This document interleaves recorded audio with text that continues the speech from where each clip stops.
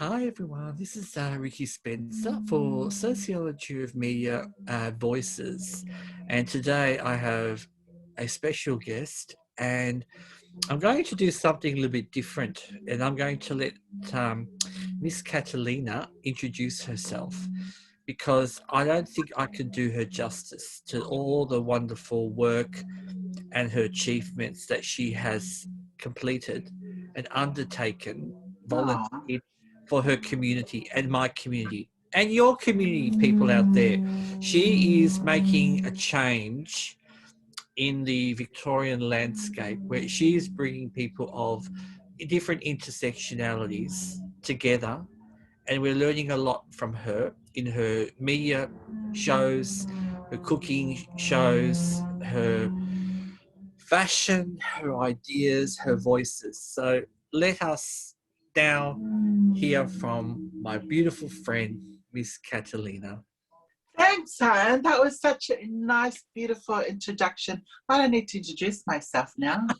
You did it for me. Lovely. So tell us the Miss Catalina story. Yeah. So, Miss Catalina, I'm known to be an activist.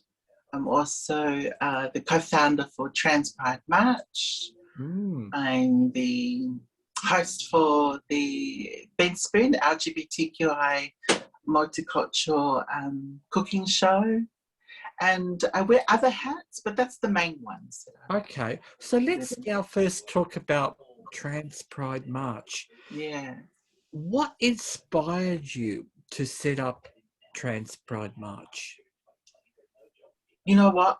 Many, many years ago, I was, I saw so many other marches around the world were happening, and, in London, just all over, mainly in America. And I thought, oh, wow, we should do one here in solidarity because, when most of those marches were to march against the killings of Black trans women in America. And I thought, oh, let's do one. And then when I thought of it, this is probably maybe 8 years ago, I spoke to a few friends of mine about this idea that I had. And then everyone was saying, no, we don't want to concentrate on killings and all that kind of stuff because we don't have that here. We don't have a high percentage of murders of trans people in Australia. And so I left that idea, and then years later, it came up again, and I thought, well, I think something needs to be done because from that first time when I brought that up, and then probably 3 years later, there were so many things that I was hearing. Trans people still being discriminated, being attacked, bashed. Here in Melbourne alone. So I thought, well, we need to do something. We need to show some light on that there's so much other stuff happening in our community as well. And I just wanted to shine light on both things, on the things that we're going through, and also to celebrate our community. That was really important, to celebrate our community. I think And that's the highlight that I love about the idea of the Trans Pride March is that, as well as obviously, remembering those from our community who have been murdered, and we have had a few more and more cases emerge to light through the media that have taken place, but also celebrating our rich cultural diversity within our own trans community. And for me, especially for Indigenous and different diversity, different cultures and languages that are within the Australian landscape, that trans isn't just white privileged cohort. We come across different spaces, and you've kind of really created a sense that we can all now come together. yes. That umbrella. So I'm really excited. So tell us when you envisage that we will be likely to have an event. Yeah. Just going off from what you said, the Trans Pride March really was to create a safe space for Mm. everybody in our community. That was, it ended up being that kind of thing. Like, we wanted to make sure there was a safe space, and we wanted to make sure that, that trans people of color, Indigenous people, from our trans community, sister girls and brother boys, that they also were more at the forefront. Mm. Because if we look around all the other past events that are held by trans people in Melbourne, or just in Australia in general, trans people of colour have always been excluded, whether it's done intentionally or not, but we have been excluded. So this was another opportunity to make sure that they were all invited to the table. So we have majority of our speakers and performers that are trans people of colour. And that's what I love. You have really opened up that space. And, I can't thank you enough for the fact of that work where you've really understood that silencing that many of us had experienced in the past. And I speak for, well, I can't speak for everyone, but I can say I know from people of Indigenous heritage that, that's something that we wanted to celebrate and look for a space. And you've allowed us now to feel really proud away from mainstream, I guess, protest and celebration, because our experiences are unique. And we still have a lot of issues in terms of visibility. Yeah. And just knowing that you're creating in a space where we can be safe, where we can connect all together, is so exciting. So Yes. tell me, how did you what inspired you? Because I'm really interested to know, how did you come up with the idea of, Just doing the whole thing. bringing it all So, together? yeah, so it was, maybe 2018. I thought, okay, something has to be done. What can I do? So I did my research, about other rallies. There are other rallies, and I thought, okay. And then I had to think about, do I want it to be a protest rally? Do I want it to be just a rally? Just a celebration rally? And then, so and I didn't do this by myself. I actually have two other co-founders. I've got Rebecca Loveday and Sasha Sadiq, two other very proud, out loud and proud trans women in our community, that came in on board and helped us put this all together. And so we had to put our heads together. And then we found, oh my goodness, there was so much work that had to be done. We didn't know where to start. So we contacted Slut Walk, because we just marched in their rally. And so we just contacted them and asked for their, guidance. And so they guided us through, and they told us, okay, this is what you need to do. You need to do this. You need to contact so-and-so. So they really have been with us from the beginning and helped us. They're kind of like our silent co-founders, unofficial co-founders. Yeah. And then we had to look for speakers and performers. And luckily the word got around, so people were asking, can I come and perform? Can I speak? So I just said, okay, let's, And then we did handpick a few, and making sure that trans people of colour, there was enough space there for them. So, and did you find the use of social media a good platform to get the message across? Oh yeah, it helps, because people, you may post something, but then, and you may only get, I don't know, 2 likes and 1 follow or whatever, but that person who's going to share that post may have thousands of followers. So, and that's what I think is important for everyone to know, that sometimes the power of social media can be underplayed, because if we look at the, I guess, the selling of that platform, which is about having likes, but as you've mentioned, Miss Catalina, it's about the possibility of who may then look at it or tell their friend, about it. The power of the voice to tell us wow, look at this, and tell another friend. And it might be somebody who really is, like you said, well connected, who says, yes, this is my time to shine. I'm coming out as trans and I'm going to be part of Yes. this. And that's the wonderful thing with the unknown element of this Yeah. platform, as you said. And so obviously with COVID, has it Yeah. had an impact on some of your planning that you were proposing?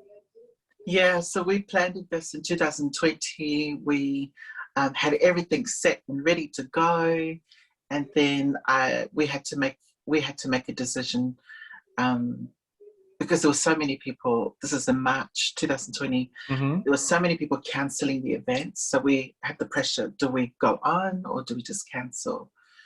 Yeah, so we cancelled 2 weeks prior to um, the match actually happening. And then the day after, I think the day after, there was an announcement we're on lockdown. Mm. Um, so yeah, so that happened. And we had to stop, and then we planned it again this year, the March this year. So we got the green light, and then we had that shutdown right just Mm. before.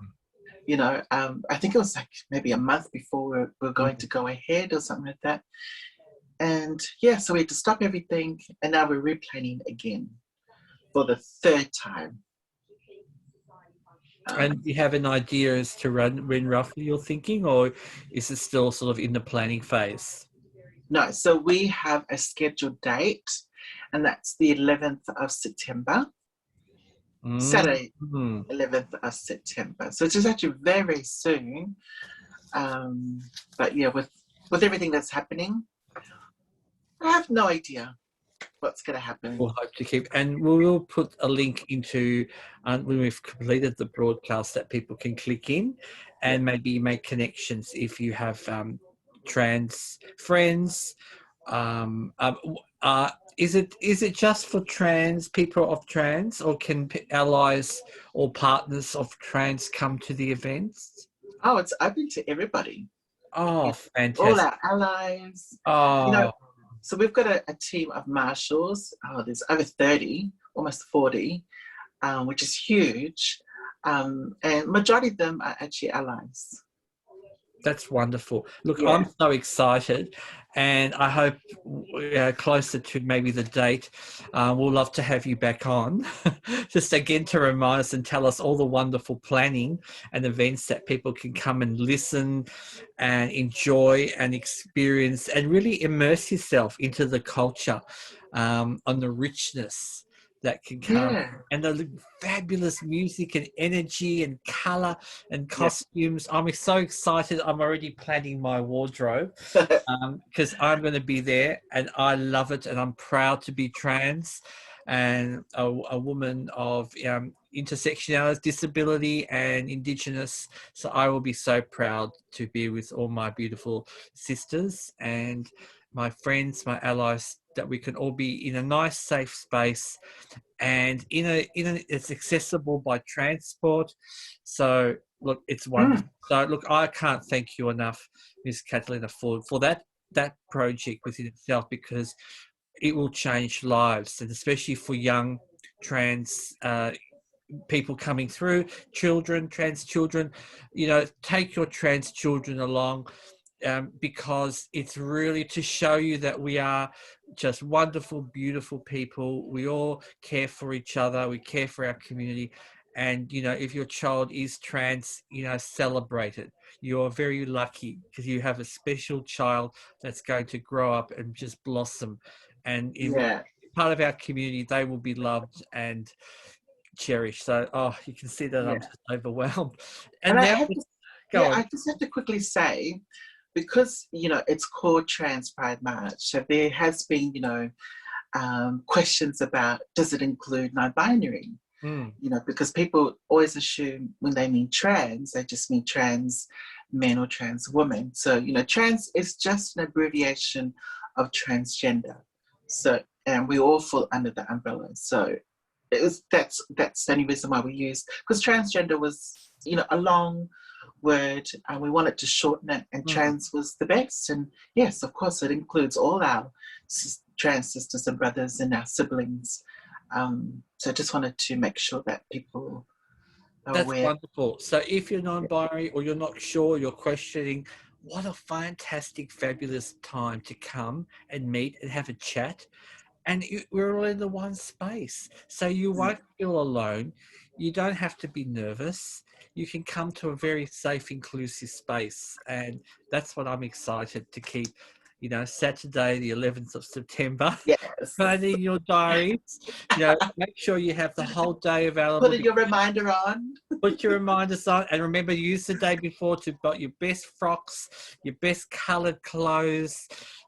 Happy already, because it's going to be an array of colour. Yeah. And comfortable shoes. And comfortable Comfortable shoes. shoes, because you're going to be dancing at the concert. Oh my gosh, I just can't wait. And that's wonderful. So now let's tell us about your other, and we know, many of us know, and we're so excited because you are the hostess with the mostest for a fabulous series that's now in its third, am I right? It's coming to its third What series. are you talking about? I don't know what you're I talking don't about. know. Of course, I have viewers. no idea what you're The bent referring to. spoon. So tell us about your role, and for some of the viewers who maybe have never seen what the bent spoon, what is the bent spoon? So the Bent Spoon is a cooking show. It's a multicultural, well, it's an LGBTQIA plus multicultural cooking show.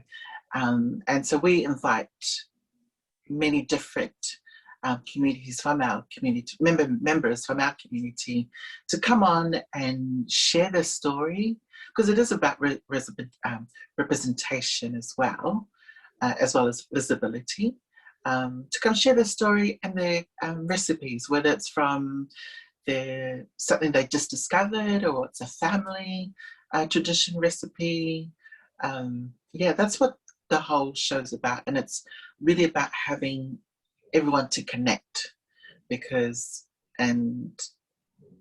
connecting with other people, you never know who you're going to connect with. Somebody could be going through something, and they just come across someone else's story, and they'll be like, oh my goodness, that's me, and they will see that you can come at the other end much better than ever before.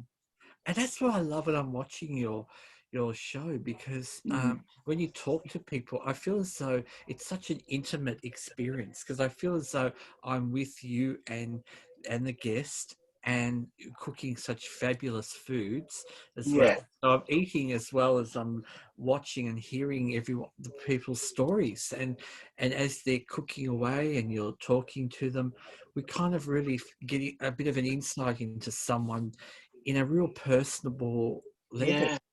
isn't it? Yeah. And you know what, the stories is what really makes the show. That's what some people say. The story is what makes the show, and the cooking is like the bonus. And then some people say, well, the cooking's the bonus. The cooking is what makes the show, but that story is the bonus. So they go really well together when people are sharing their stories. And traditionally, with multicultural cultures, we actually cook and tell stories at the same time. That's a tradition in every culture, Polynesian culture. And I think it's beautiful, because it kind of gives us, especially for some of us who live by themselves, and with COVID, being forced lockdown, I was able to re-watch some of your shows, because I felt as though I had this family that I was sharing my meal with, so I wasn't alone.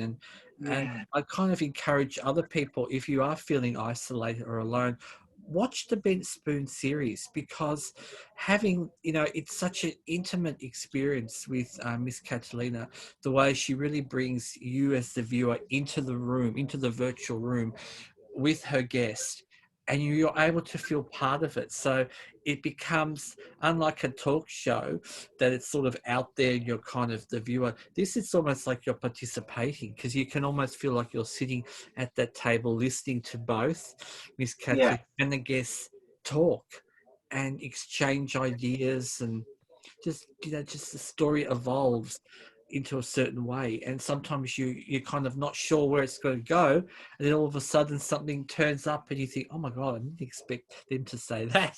And it's Yeah, wonderful. yeah. I'm a bit of a clown on the show. I make all the jokes. Yes, and they're clean, everyone, so that's They okay. are very clean. I'm very flirty. Mm. I don't discriminate. But And it's it's yeah, wonderful, my darling. And it's almost like I feel like saying to families, you have children, watch the show with your children, because, it's a way to, if you're wanting to understand being inclusiveness within our community, just watch. We're ordinary people, we mm, live ordinary lives. And like everyone else, we love food, and we love to connect intimately with people through food. And it's through the food that we get to know each other. And as Miss Catalina, I mean, you must have seen so many seen interesting foods come yeah. from your experiences. Is there any dish that really resonated with you? Yes, that one would have to be. Which one was it? Oh, I've got a blank for a second. I think it would have to be the one that Peggy made, which is the custard. Oh, yes. Yeah, because custard. Well, Peggy, I have to be. It's Peggy's and Wafe's banana cake, and Oh, Peggy's custard. What do you call it? Like a custard slice. yes, Because yes. they are actually my two favorite desserts that I eat, and the Oh, only desserts that I eat. So it how was weird how, incredible. yeah, it was really weird how they came on the show with my two, because I grew up with my auntie making the most famous banana cake, and Mm. that's what my often made. He made a banana cake and the vanilla slice. Oh my goodness, that is my most favorite. And people who know me know that when we're ordering desserts, I always ask, "Is there a vanilla slice?" Or that's the one thing I always order. So yeah, Now I know your secret. Now I'm going to have to make sure when you come over, I have lots of vanilla slice waiting for you, my darling. It's amazing. I can't get enough of bent spoon. And I don't know, maybe it's just me. I'm just so obsessed with it, because every time I yeah, watch you in that kitchen with one of your guests, I really feel connected. And for some of us older folk and maybe younger folk, it really is a beautiful experience, because unlike other food shows, this one is from our community, and it yes, just feels, yes, we hear the stories, we get what they're saying, we can understand their lived experiences. And it really makes, I leave each time you have your meal in the whole session, I leave, walk away and think, oh yes, that was great. Now I feel a little bit better about myself, and I understand things. And I have the idea of a meal. Let's face it, it's part of the show where you can then say, where did you get that idea? And I say, well, if you watch The Bed Spoon, episode number 3, yeah. season 1, there you go. And it's just And they wonderful. is yeah, and they're easy to make. Like the Yeah, rest, that's they're what I not love like, about it, my darling. They're easy yes, to make. except for I don't know, but they're easy to make, but it's some of the ingredients maybe hard to find, but you can always uh, what's the word? Google. No, supplement for Yes, or yes. substitute. Oh my goodness. Oh, Students don't listen, block your no, ears. of course, my darling. Substitute. And that's the whole thing I love about it. You can keep rewatching it and then put your own tweaks to it. So Yeah, you can make it. But the whole thing, it's done with love and yeah, authenticity. So, they're the two ingredients that you can't necessarily get when you're watching some other shows, which are totally manufactured by professional cooks and just slapped in. Whereas this one is authentically produced by the guest, with their ideas, and made with love and yeah, the energy of their voiced experiences. So I just love it. And if someone was wanting to see Bet Spoon, yeah. how can they access to watch it? Well, you can actually just go to thornharbour.org/the bent spoon, Mhm. and the recipes are there, or the videos are there. That's one place you can go to, or you can go to the Thorn Harbour YouTube channel, and they've got both season 1 and season 2 Wow. on there. And And we are having season yes. 3, by the way. Oh. So season 3 is in the making, shall we say, possibly. Yeah. Oh, yes. Oh, fabulous. So here, you've heard it here from Miss Catalina, the host, that there will be a season 3. So look, as someone says, I remember, so do yourself a favour, as Molly Meldrum would say, watch series 1 and 2. Get right into the vibe. I would suggest sitting down, have one of your favourite meals yourself so you can really get into that whole experience, is what I would do. And you will walk away feeling as though you've had friends over to your place for dinner. So I can't say it enough. I love Bed Spoon. It's one of my favourite go-to shows that I always have on and re-listen, because it really does lift up the mood. So Aww. that's it. And you're going to cry. There Yeah, are times I you will know. cry. Both of us And will you will, cry. but you will laugh as well. Yeah, exactly. Yeah. But you And will you walk will connect. away with a smile on your face. And that's what we want, isn't it? Yeah. Everyone to Because there's always a happy ending to it. Oh, well, there you go. In a nice way. Yes. In a clean way. So going on with that, Miss Cutler, where is the future? Where do you see yourself, I guess, in your any other adventures in the foreseeable future for Miss Catalina? Well, I really would like, and when we talked about this earlier, I really want to, be in mainstream media, hosting Mm. my own show. Don't know what that would be. People say you should have your own cooking show. I don't think so. I I think don't want to cook. I think you've demonstrated that you are a people person. And Yeah, I mean, that's I might it. be biased because I sort of have a little bit of a friendship starting with you now that I'm beginning to know you.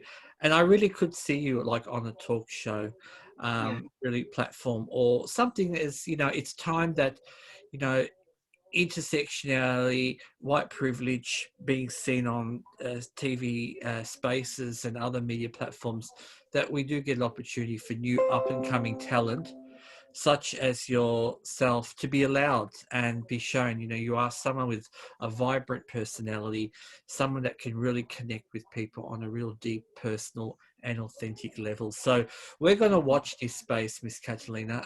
If anyone, Yes, watch this space. yes, and if anyone's watching and who's interested, we will put Miss Catalina's details onto this clip so you may contact her. But in the meantime, watch the space, watch the Bent Spoon, get involved in the Trans March.